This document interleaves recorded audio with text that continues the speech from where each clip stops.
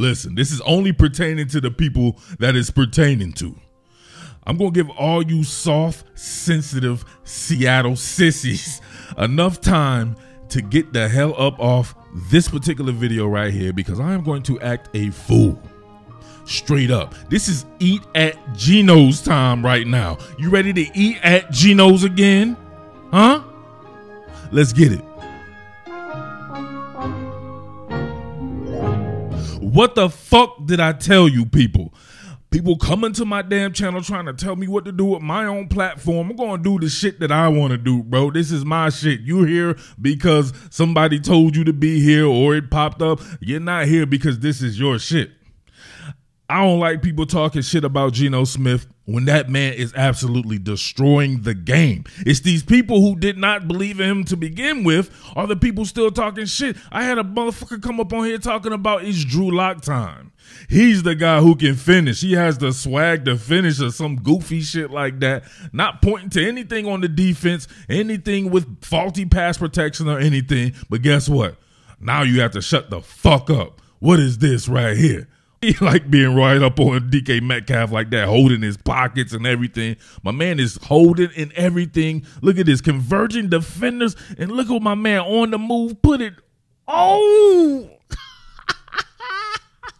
Now what? Can't finish, huh? You know who didn't finish in this game? Once again, it was the defense.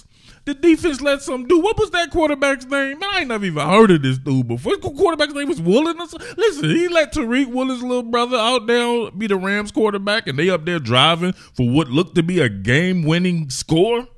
Nah, not on Eat at Geno's time, not on Pete Carroll's time, not on John Schneider's time. They have their quarterback. Anybody out there thinking anything differently? Oh, we might have a top 3 pick, Cletus. You have to get a QB at that time. The fuck are you talking about? Stop trying to be the smartest person in the room. You know you never played a lick of football. You never put on pads that didn't say Kotex on them. And now all of a sudden you want to think you're some fucking GM? No. You do not need a quarterback with your top 3 pick. You have a guy who's out there in a reload year making you guys look hella competitive. What happens in the next 2 years when you have that big window of opportunity with this guy and this guy plays a style of ball that's going to be fine for the next 5 or so years? Come on, man. You put pieces around him. You put pieces in front of him. You put pieces on the other side of the ball away from him. Come on, man. Look at Jalen Ramsey. But the fans said that he couldn't finish. That's what they told me. I'm telling you right now. They told me that he couldn't finish, man. I was reading that comment section up on top Billin, man. Look at that. They was wrong.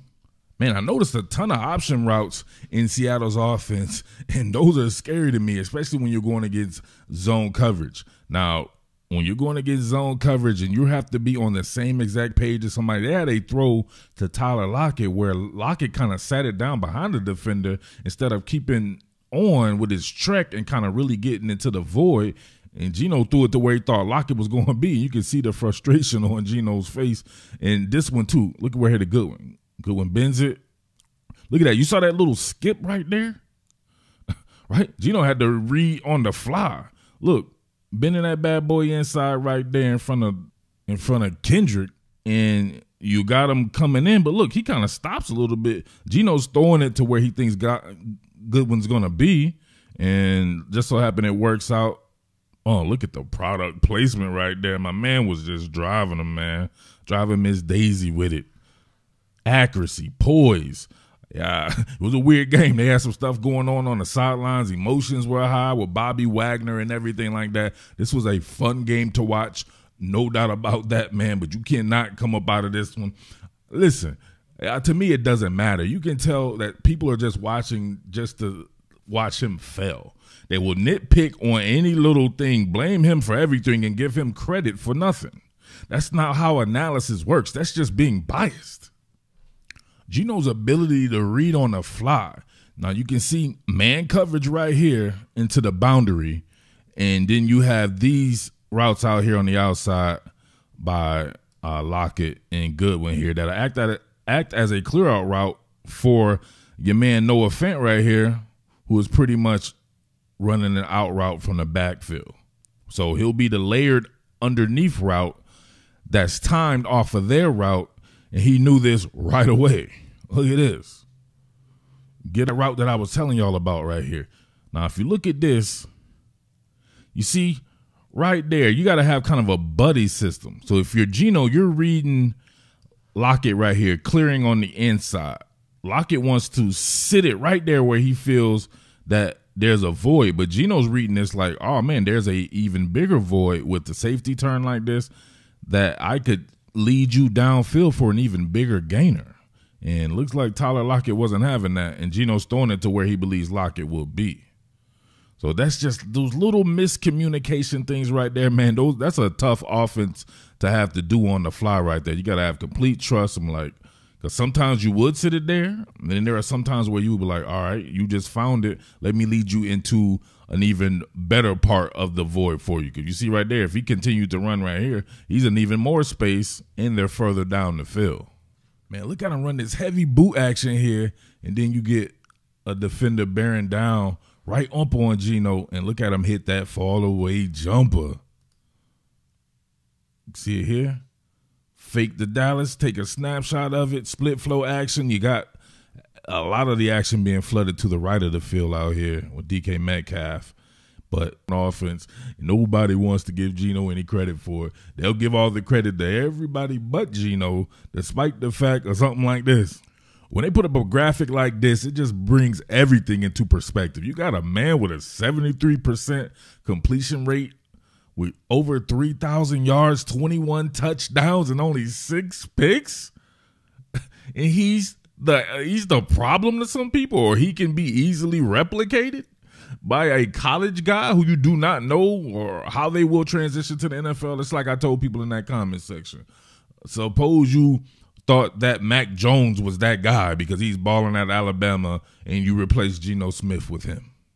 Or you used a pick on him just to stash him or something like that when you could get a guy like Jalen Carter or Will Anderson or Miles Murphy or any one of these guys who can help that porous defense.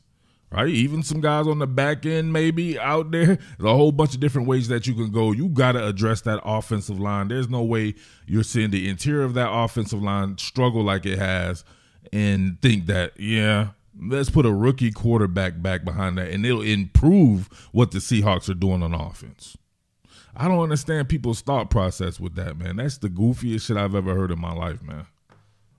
I mean, look at this dude right here, man. He's all in it, man. In it to win it, all in. And you go out, my oblique,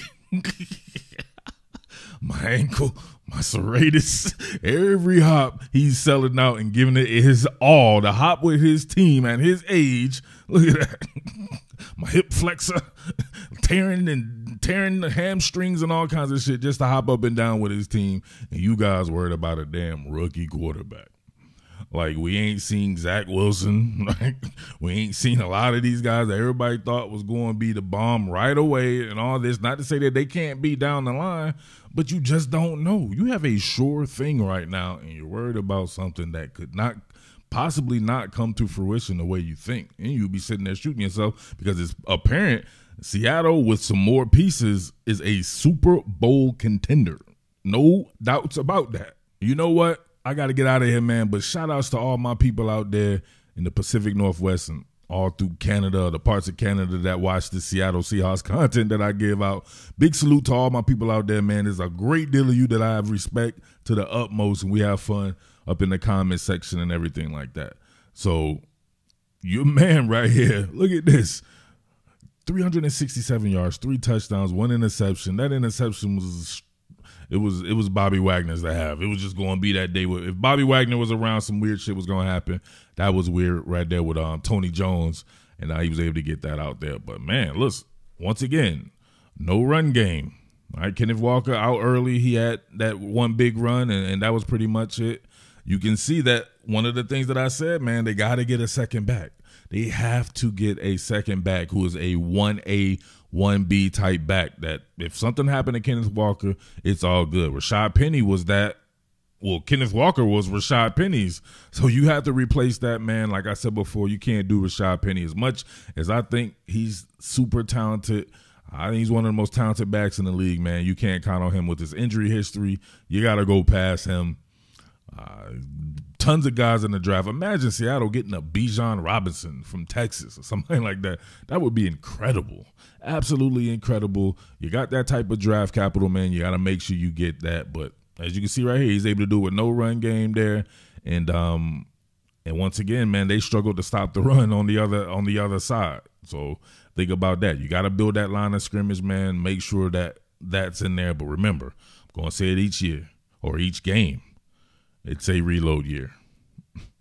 Do not lose sight of that. It's still a reload year. Whatever you doing this year is just cash money. It's just something extra, right? It's cash under the couch. The real stuff's going to come next season and then the season after that. You better take pride in that and take a hold of that particular window because it could be something special for you guys. No doubt about that there. But, man, big shout out there. And big shout outs to everybody, man, that went out and purchase that Ridge wallet for your boy, man. Make sure you go over to ridge.com/topbillin, man. Use my link. Grab yourself a Ridge wallet. You will absolutely love it. I'm loving my Ridge wallet, man. Every time I whip that bad boy out, I'll be feeling like James Bond out there with everybody with them big-ass heavy billfolds and everything. So do your boy a favor. Cop that bad boy for Christmas for your brother, your uncle, whomever, your dad, your homeboy, whatever. Everybody out there, man, make sure you grab that Ridge wallet. I might be back a little bit later. I don't know. You guys pissed me off last week. I can see the big difference between when you guys win and when you guys lose, and that's never a good thing because my work don't stop. I'm still bringing that heat no matter if Seattle wins or not. So you don't let that be the reason why you don't seek out the content. All right? With that being said, it's your boy, the Underground King, BKA Mid-Atlantic Murph. Strike the band. What more can I say? Top Billin.